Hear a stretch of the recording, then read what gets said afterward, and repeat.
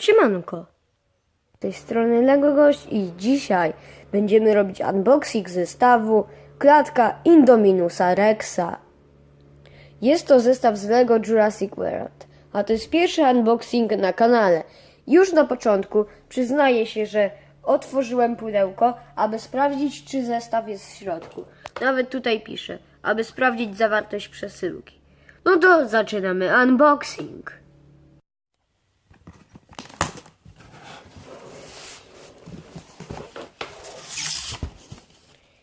I mamy tutaj nasz zestaw. I go wyciągamy. Jaki on jest ciężki.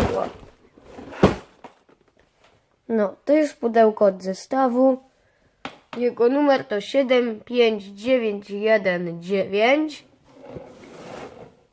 I ma on figurkę Indominusa Rexa, Dr. Wu, Zack, Wet i żołnierz ACU.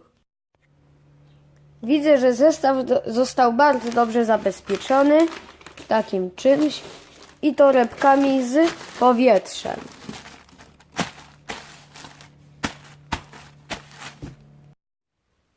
Cena zestawu to 1000 zł. Czas rozpakować zestaw.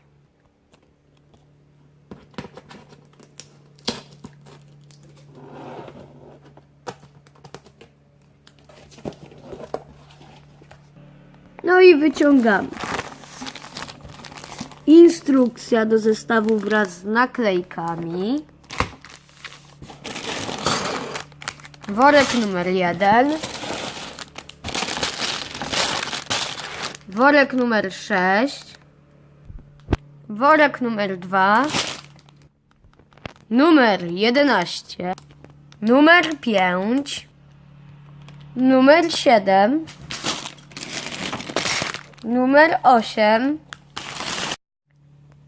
numer 10, numer 9, numer 4, numer 3, numer 12, worek z Indominusem Rexem, zielona płytka.